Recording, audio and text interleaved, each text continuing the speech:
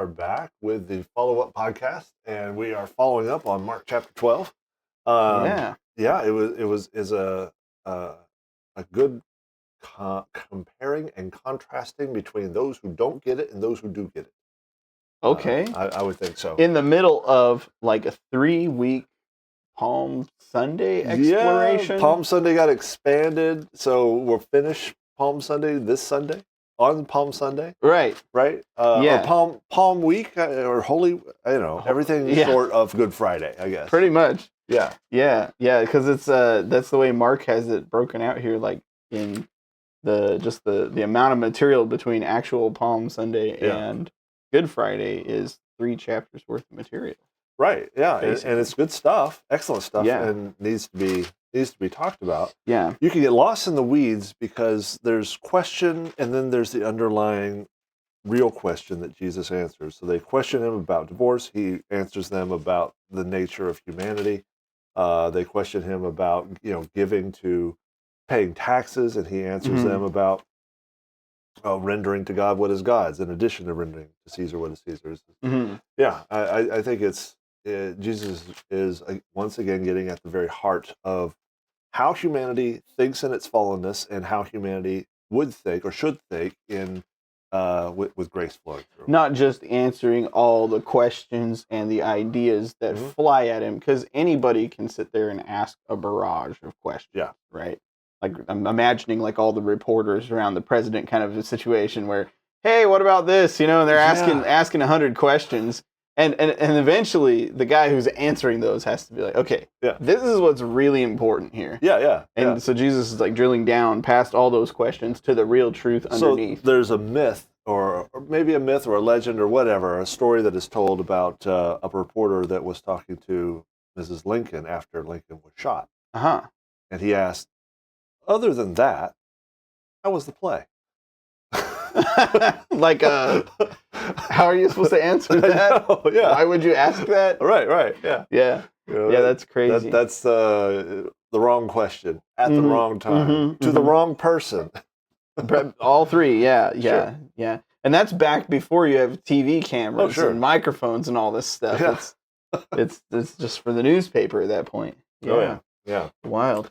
So in here, I actually confess that I basically missed what you had to say about the parable of the tenants. Okay. There was like a little bit of, we're moving around me and Ira are switching places, still dealing with the kids and everything. And so I actually missed this bit about the parable of the tenants.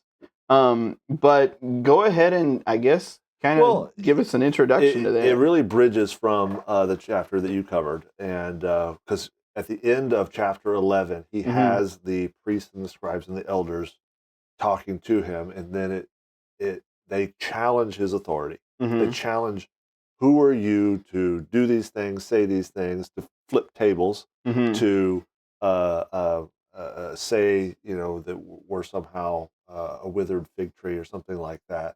And so tell us what authority. And he says, tell me on what authority John did what he did. And they wouldn't tell him, or said, we don't know. And he said, neither am I going to tell you. The very next thing is this parable. He began to speak to them in parables, and it is like laser focused on the middle of their forehead that this is you. So, I mean, the parable of the unjust tenants, or the parable of the tenants, is, man has a vineyard, he has some land, he has whatever, and he leases it out. People are supposed to work the land, and part of the produce is supposed to come to him. He sends people to get it. They won't give it. They beat up. They even kill the people that come for the things, represent the Lord. And finally, he sends his own son. And they think, aha, this is our moment. We kill the son. The old man will never come for us. We will own it all. We've got it all under our control. And so then he ends that with the question, what do you think the Lord will do when he comes and deals with those servants? It's very clear he would discipline them, or maybe even kill them. There would be retribution for what they have done.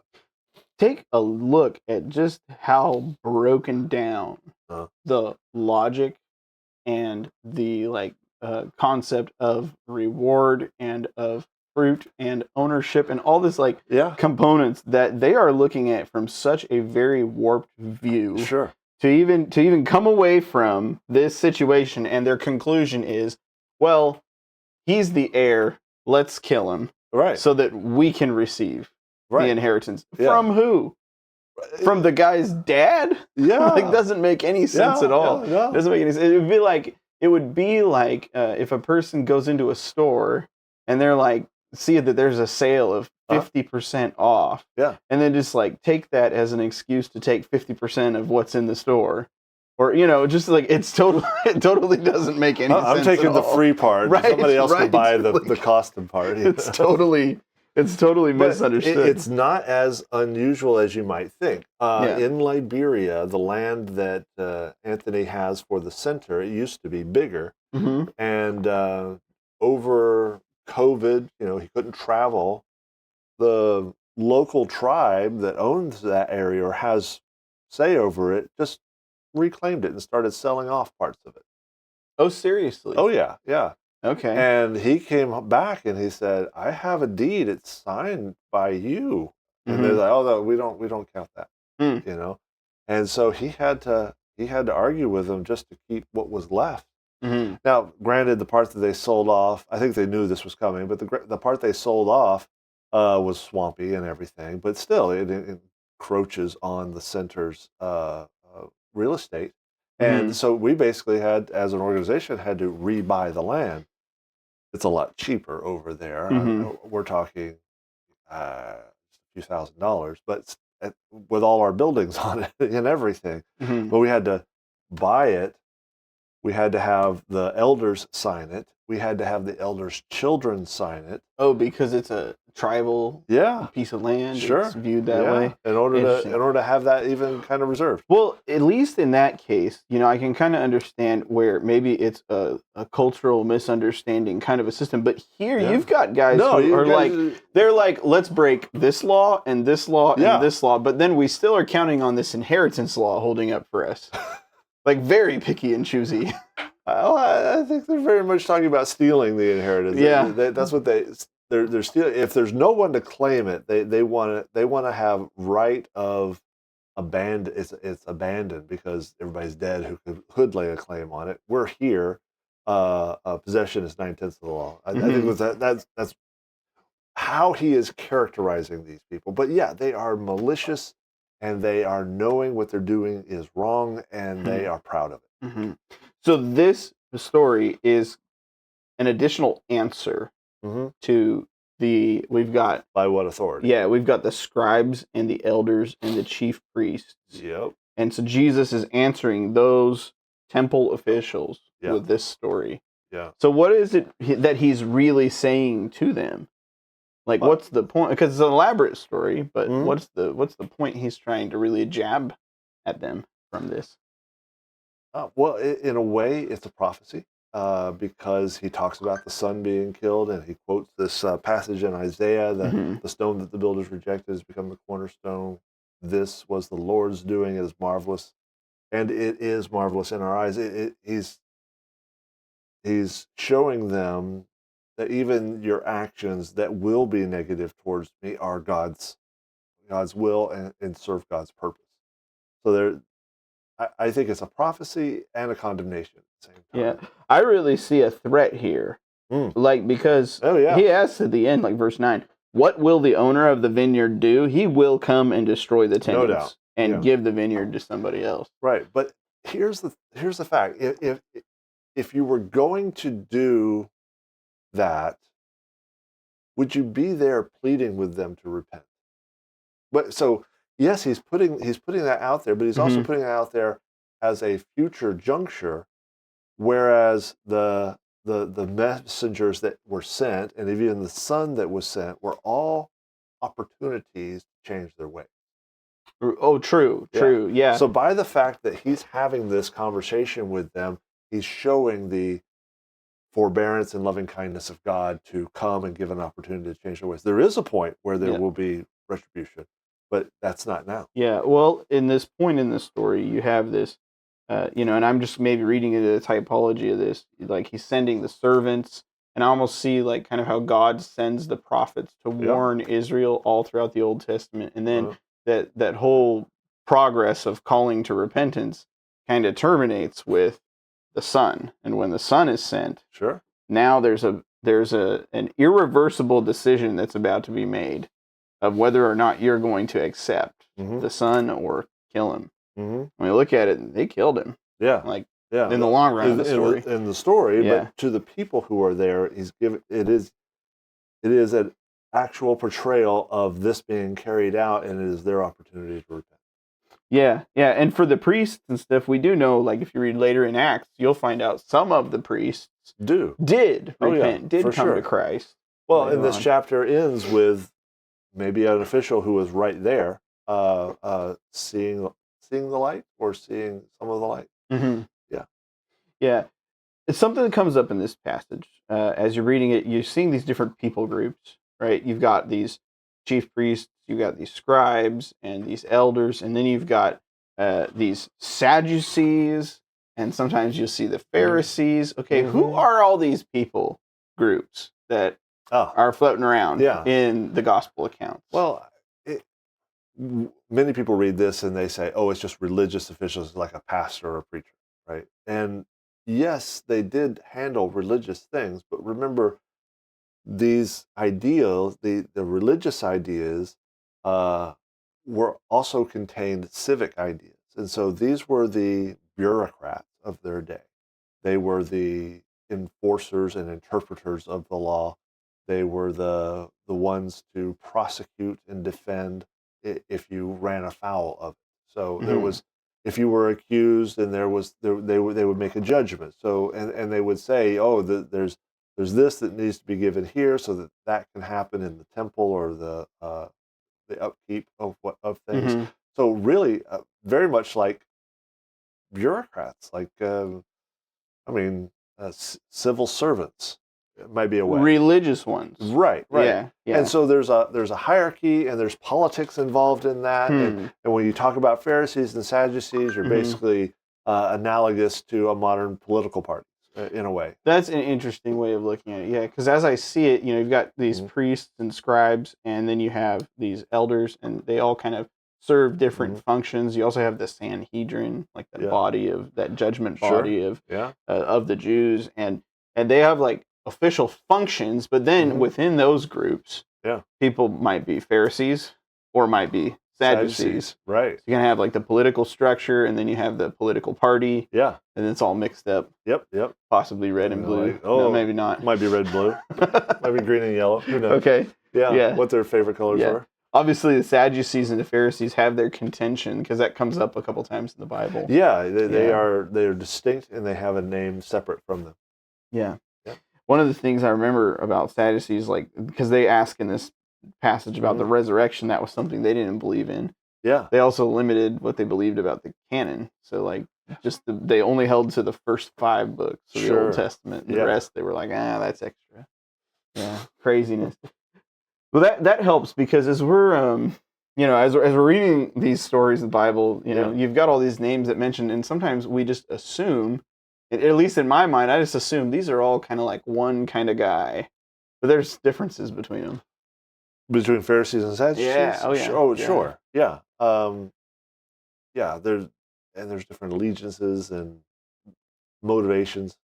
And remember, all this is in the context of a Roman occupation. So right. They're all trying to sort that out. Right. It seems like the power is like very much a facade of power, because, while they do have some authority, we're going to see in a couple chapters, they still have to go ask permission to do anything. Right. Well, anything as far as capital punishment. Yeah.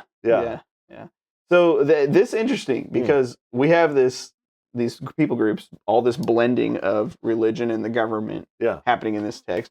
And that very problem gets addressed in this text about what to do with paying taxes and all this stuff. Yeah, dealing with civil authority and the religious authority at the same time. That's what they ask. Is it right to pay taxes to Caesar or not?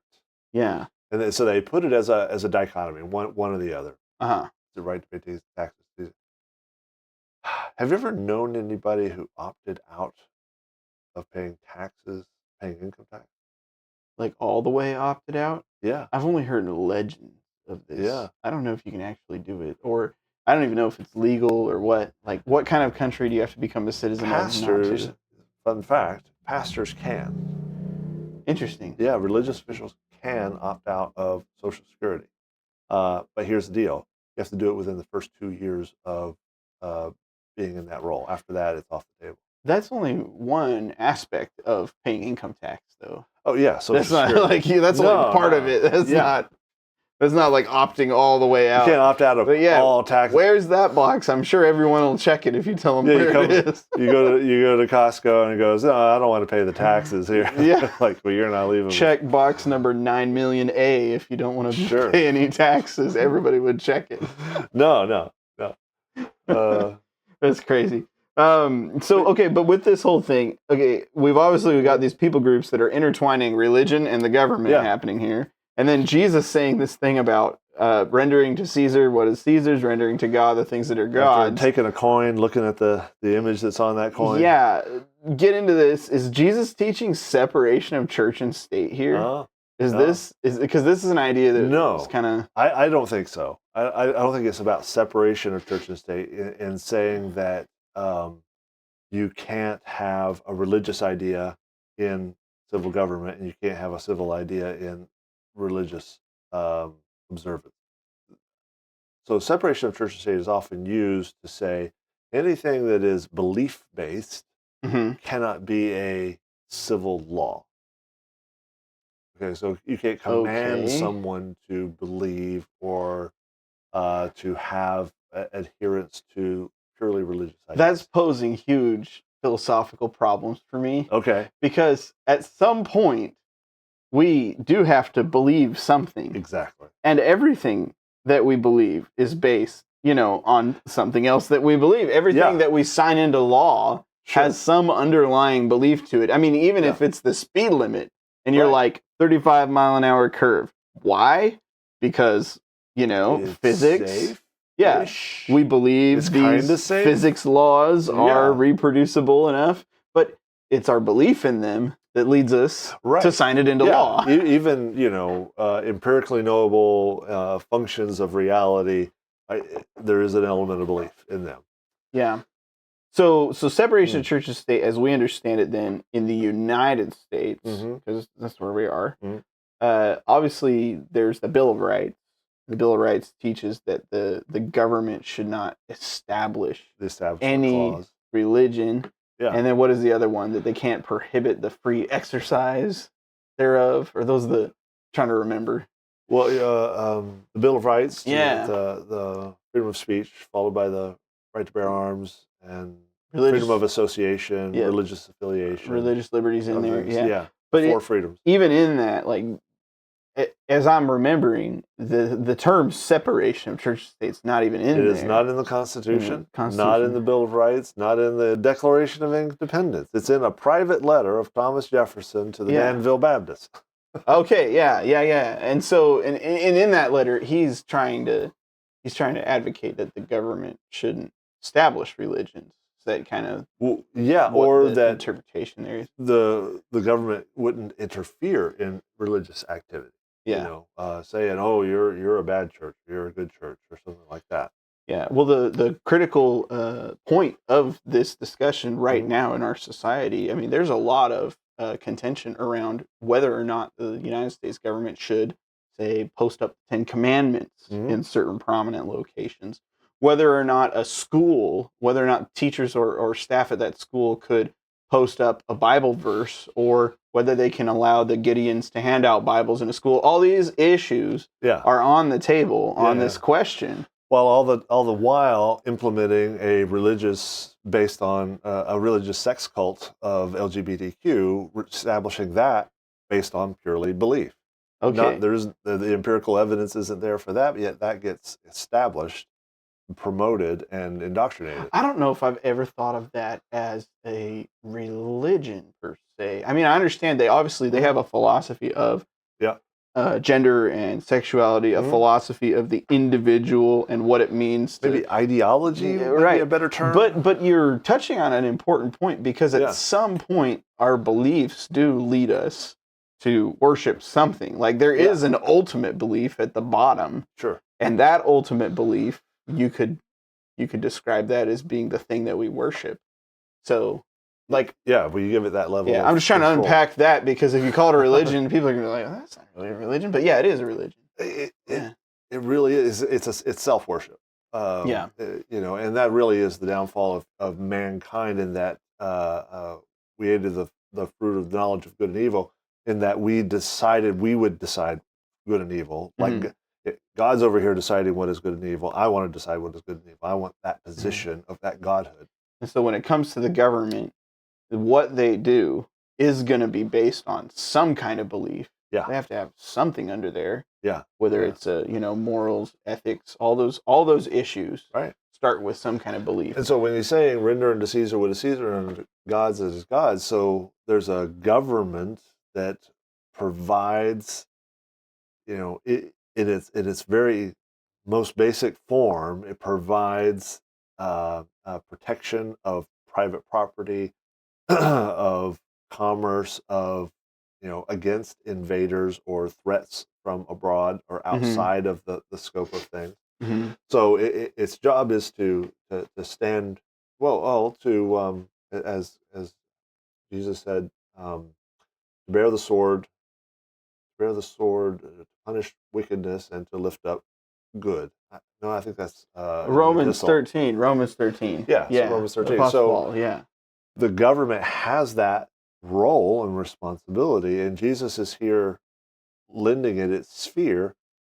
And as I said in the sermon, government historically, because it's made up of people, seeks to invade the other spheres. And the other spheres are religion, the church, it is the family, it is commerce, it is the press, all those things. Government wants to enfold all of those into himself, because power corrupts, and absolute power corrupts absolutely. So we're kind of dealing with the challenge of these different spheres of government and religion and science, philosophy, all these different spheres that are working here. And as we're dealing with those, okay, so the separation of church and state, as we might consider it, is not a hard disconnect, but it's rather a matter of, the government is there to provide some oversight and stability to a society in which religion can operate unobstructed. Yeah. But that same religion is to be feeding some of the philosophy and ethics and morals that the government should. Yeah. You have people who are in other roles in their life, are in their religious setting, they're in their family setting, they're in their business setting. And so as same person now is in government, their beliefs should emanate out. So when you have a condemnation of a king throughout the Bible, God says, you're a king, you've been doing something wrong, you're judgment. You're a king, you've been doing a lot of things right, you have my blessing. Those kinds of things happening, that's facing towards government, and that's recognizing whether that they are punishing wickedness or upholding good. Yeah. And in America, we are each 1/330 millionth of the president or of the king of the United States. Yeah. We share it in a distributed way. That's what a constitutional republic does, with its representatives through that. So those verses about what a king should and should not do apply to us in how we decide government. As individuals, as representatives, as executives, as judicial. Sure. All of those layers are components of this governmental system we're in right now. And so in that sense, we all bear some responsibility. So you say, how can I vote to tell somebody they're wrong? The question is, how can you not vote? If you know a principle to be true, and you get that from a religious setting, it doesn't matter where it came from. You, before God, are a king on his throne and have the responsibility to render judgment based on what you know is right and wrong. So you can tell someone else what is right and wrong. Right, that would be That. one of the things that is God's, this whole Yeah. right and wrong thing. Sure. And so, now we're having to make judgments of quality. Yeah. And it's got to be based somewhere. How can you call something good if you don't even have, a basis some basis good or to evil. have good or Right. evil? Yeah. Yeah. So that's a really good example of how the religion has to impact the government in some way. There's got to be some kind of moral compass that's being shaped by something outside of the government. Because if you give the government 100% total control of its moral compass, we got history books full of it. Sure. And like blood up to here. Right. Yeah. From history books full of it. Yeah. Yeah. This is amazing. And just look at Iran. Shooting 30,000 of their own citizens in 2 days. Yeah, insane. And the liberal West is like, who cares? We don't. Where's you would think there'd be flags all over the place. Right. Well, there are. The Iranian people have flags out now, but then, they were pleading with somebody. Please do something. Yeah.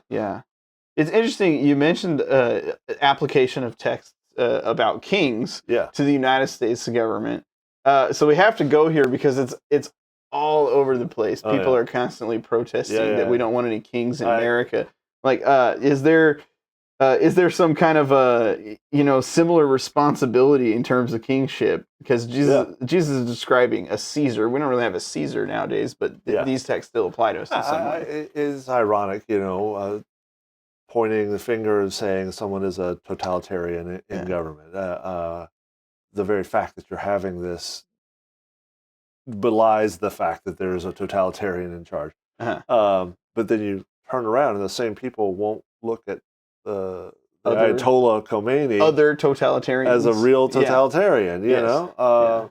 You just look at the 800 pastors that were freed in Venezuela. Yeah. Maduro is a totalitarian. He was keeping these people because he didn't like them saying anything against him. Yeah. And it seems like a double standard. It's amazing to me because when I hear things like, we don't want any kings, I think to myself, you know what? For the first time in a long time, we agree. Like, I actually kind of don't want a totalitarian. It's kind of like, what planet are you living on? We haven't had a king. We're not going to. Which other elements in the Bill of Rights would you like us to reinstitute? I love it. I love it.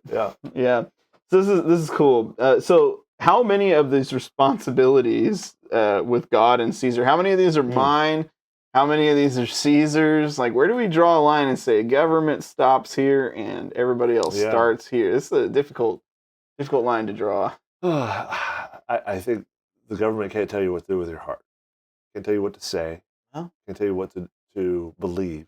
Some 1984 stuff coming out there. Oh, sure, yeah. But crime. We have it in Canada. Canada telling you what you have to say, not what you can't say, but what you must say. Yeah, in the UK, like, it's against the law for you to pray for somebody, even silently. So literally, your inward thoughts are now being regulated. Right, crazy. Yeah. Totally unheard of. So there's got to be a point in the human soul between you and God that the government's not supposed to touch. No, that is they are outside of their lane. And it's like something that they faced back then. The Jews were kind of treated specially because they didn't have to bow down and burn incense to Caesar.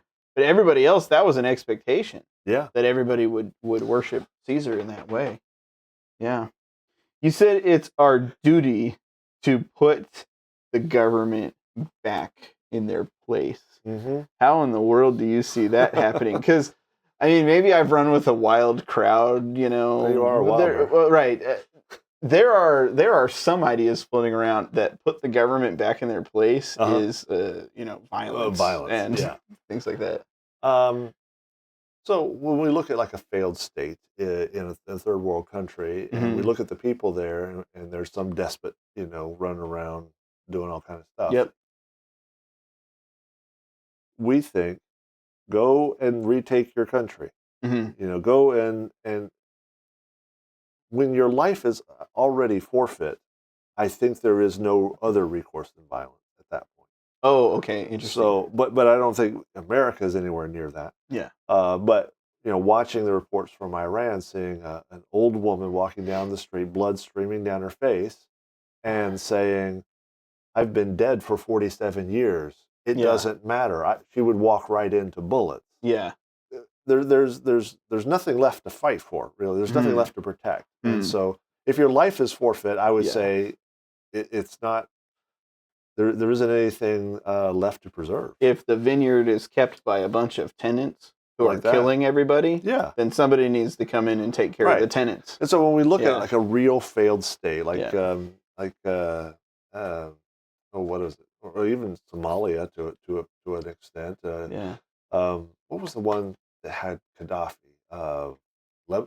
Libya? I think Libya Okay. had devolved into that. It was just kind of chaos in the midst of chaos.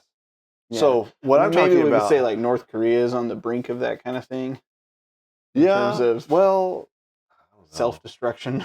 I don't know. They're so propped up by China. It's hard to really tell. Yeah. But no, what I was saying in retaking your government, a lot of people go, oh, it's now legal to do that thing. Well, then I will continue to vote for it. Or, oh, the majority of the people think this is good. Well, then I'll vote along with it. Rather than taking your responsibility as under God to govern and to vote based on what you know from the Word to be true. Yeah. Not what's popular, not what's cool, or what has somebody has made some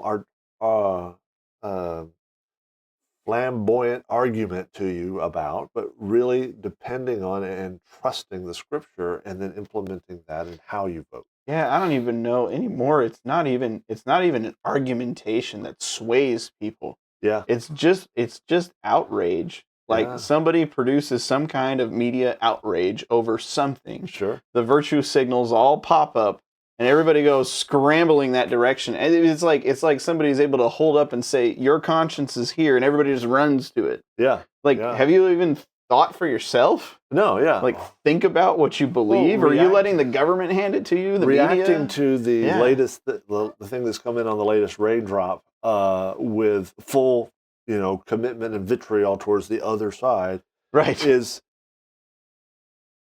not smart. Yeah. Without thought. Otherwise known as stupid. Yeah. It's wait a day. Selective truth, Like we want the truths that prop up our party's side of the story. Truth isn't selective. There's like an all or nothing thing here. Yeah. In terms of truth. Either you are dedicated to the truth or you're not, and you're gonna be swayed all over the place. Yeah. A double-minded man is unstable in all his ways. And that's someone who has a foot in the world. I get my notion of right and wrong from what is popular versus my foot in heaven that God determines what is right and wrong. And I submit to him. You can't have a foot in both of those. You'll always fall. Yeah. Now, we have effectively unpacked a lot about what it is to be a Christian, what it is to be involved in politics, and a Christian involved in politics. So I gotta throw this out there because I don't want anybody to be confused. Okay. What is a Christian? What is a nationalist? And what is a Christian nationalist?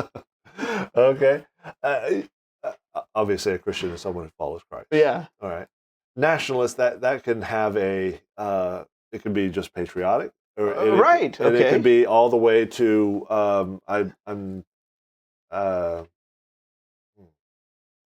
I attribute that nationalism with a certain characteristic of who will populate that. Okay. So the Nazis were National Socialists, and so they had a vision for how Germany would be populated, and sought to rectify what they thought what they misunderstood of how the world works. Yeah. And they did horrible atrocities. Yeah.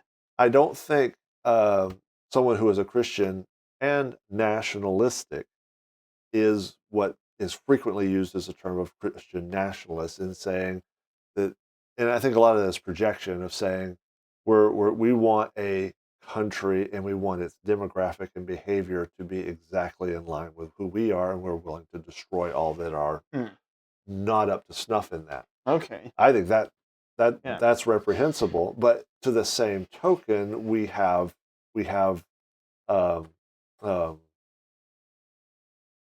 woke nationalists who want to eradicate anyone who doesn't fit their definition of how the world should work and want to eliminate Yeah. those in To their path. clarify that, what you're referring to this ultimate tolerance idea, the idea that we should just tolerate everything and anything, and that's kind of the Except for those who disagree right. with The us. wokeism that you're talking about is Yeah. the illogical tolerate everything Except kind for of those who disagree mindset. with us. Oh, yeah, It really boils down to course. I want my ideas to rule the day, Yeah. and I want you not to have any ideas. Yeah, you know, C.S. Lewis, he talked about like the love of country, how that we do love our country because it's where we grew up, it's where we're from. We believe the legends, you know, about our country, and that love of country, and inherently everybody kind of has a little bit of that that they're born with. Yeah. And then do I want my country to just change and morph into something it's not? I mean, if I loved my country, I wouldn't necessarily. Sure. I would want some of those same good things to stick around for a while. Yeah. So I can see the appeal to saying, you know, if this is a nation where Christianity is the norm and Christianity built this, or as the underlying principle built this, then to take that away is to remove what it came from. You know, it'd be like, I want to keep the tree, so I'll prop it up in the backyard and I'll cut the roots off of it and just prop the tree up nicely. Just to look right? at it. Right. We can't do that. Yeah.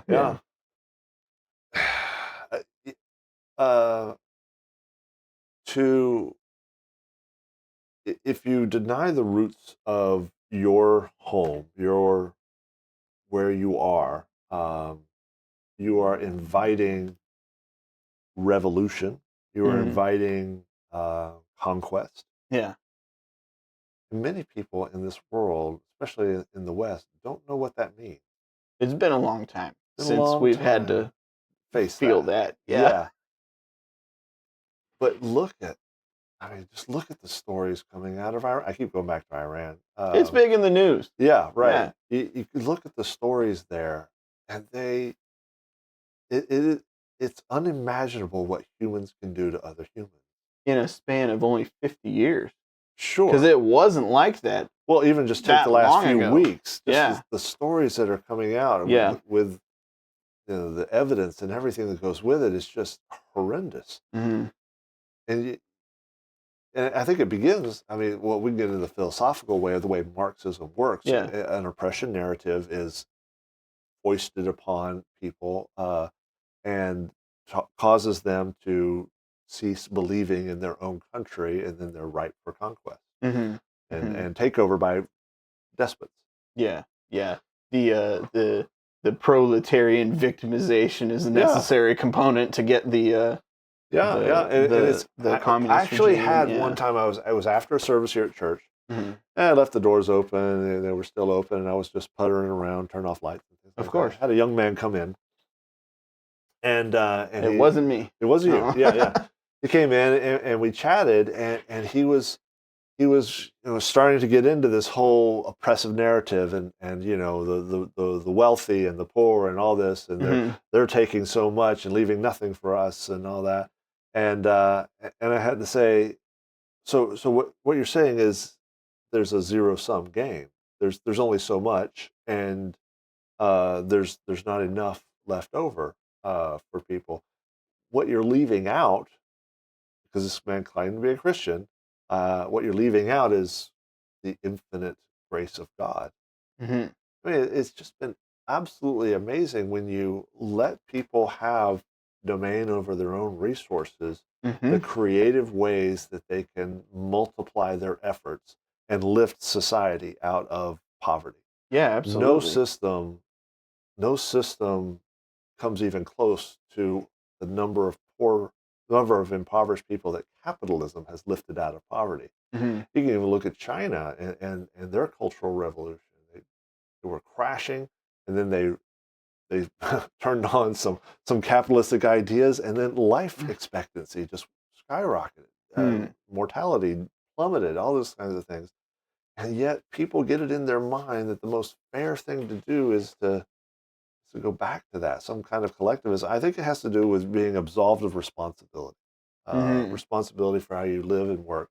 And this verse, "Render unto God what is God's," tells the other side of the story, because there is a responsibility for you to give to God what is God's, Mhm. not the government to give, not to the government to extract from somebody in order to give to somebody else. Mhm. You give. There's the You individual responsibility right. that you can't just hand off to Exactly. somebody else. Yeah. And we like to look at the, oh yeah, render to Caesar unto Caesar. But what does it mean to render to God what is God's? Mm-hmm. And people are all like, well, I paid my taxes. Now I don't have to do a blooming thing. I don't have to love my neighbor anymore. Exactly. I'll let somebody else do that. Yeah. Yeah. Yeah.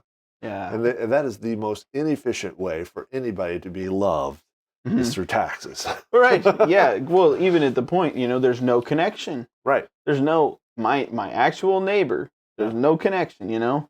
You can't just I'll send you a check. You send him a check, and Yeah. where's the connection? Like God meant it to be Right. more than that.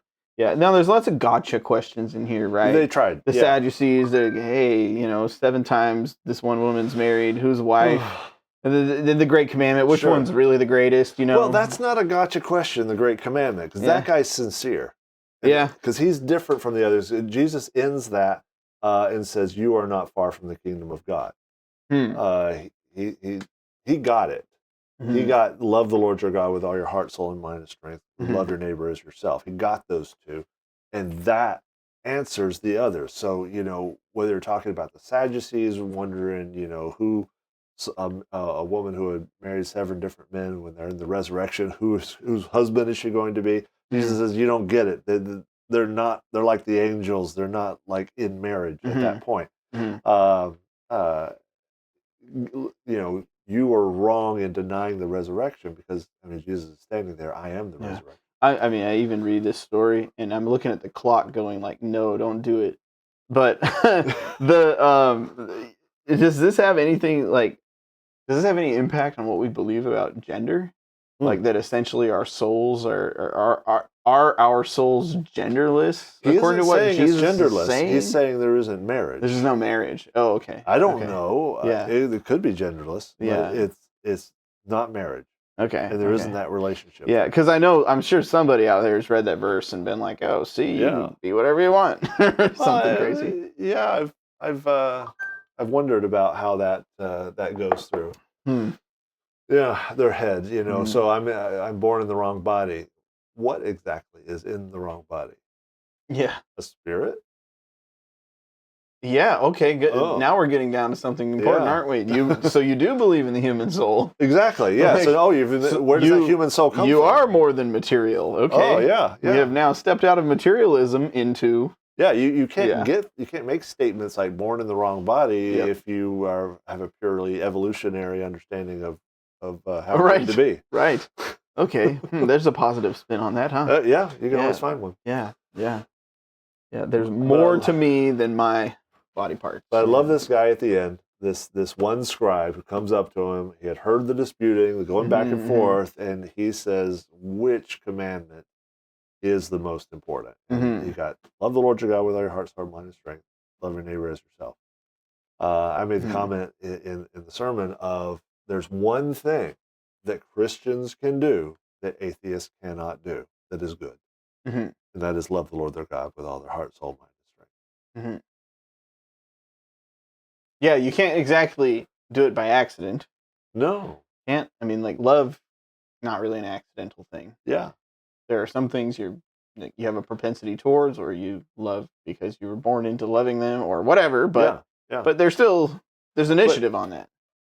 But it's incredibly profound, because loving the Lord your God with all your heart, soul, mind, and strength recognizes that man has a creator, a designer even, and that man has that connection to that divine. And I would put it to you this way: you cannot love your neighbor if you do not love the God that created your neighbor. There's this first personal connection with God that regulates all the other personal connections that we might. On what foundation do you decide what is loving your neighbor? You have no design in mind. You have no purpose in mind. You have no end in mind.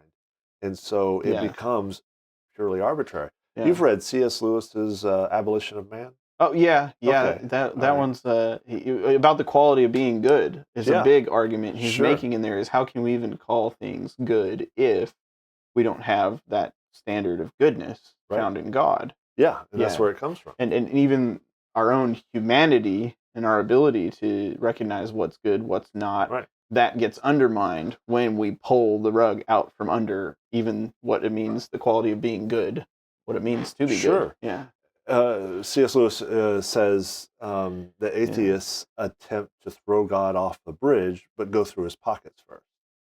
Yeah, They're to like, take whatever take we what need. I want to Yes. keep that I like. Oh, this is some nice morality you have here. Sure, yeah. This is some nice high views of humanity you have here. I'm going to keep these. This is a nice scientific method you have here. I'm just going to pull that out and keep that for myself. And okay, God, now you can go away. Yeah, I don't want any authority here, but Right. I'll take the things that you designed. Crazy. Yeah, and so this really gets down to the heart of it is that you have to love God in order to know how to love people.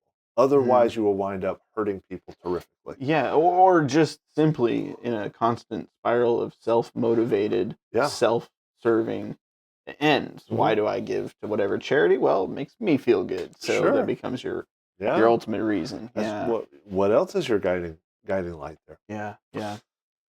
Amazing. So it all comes down to this big question, or at least I kind of see it as the big question leading into the next chapter is the big question of whose son is the Christ? Whose son is the Christ? Yeah. Well, I mean, that's in the last part of that, and I will cover that this Sunday. So I stopped right there. Okay. Yeah. Well, that'll do it then. Yeah. So in all those questions, then we've ended with the great commandment, loving God, and that kind of feeds back into rendering to God, rendering to Caesar, and so what we have to look forward to here then is this dispute about who Christ is. Right. We've got to look forward to a little bit of challenging some misconceptions there about the temple, kind of leaning into that. The destruction of the temple, the coming of the Son of Man. He circles back to the fig tree. Yeah. Oh, there we go. Yeah. Stuff. Yeah. Okay. Cool. Okay, so we have something to look forward to then. Yeah. So we've gone just all over the circle today, but there's so many beliefs and ideas that are impacted by what's here. Yeah. You know, especially the real world. What do we believe, and how do we treat other people? How do we interact with the government? So, it all comes back to what you love, maybe. I think it does. Yeah. I think if as long as love is defined within loving God, then you have a true model to love people. You know, the common phrase out there is love is love. I get to define what love is. No, you don't, because you will often define malevolence as love if you do. Yeah, even that statement all by itself doesn't really mean anything. Love is love. It doesn't really mean anything. It's designed to be obscure. Yeah. This is definitely. All right. So there's I mean, we can continue to unpack love and all that, but I mean, we've gone round about some things already. So I'll kind of we'll put a pin in there. And pick it up next week with the review. As always, send us any questions that you might have, and we would be happy to answer them here and be a part of the discussion. Thank you. Have a wonderful day.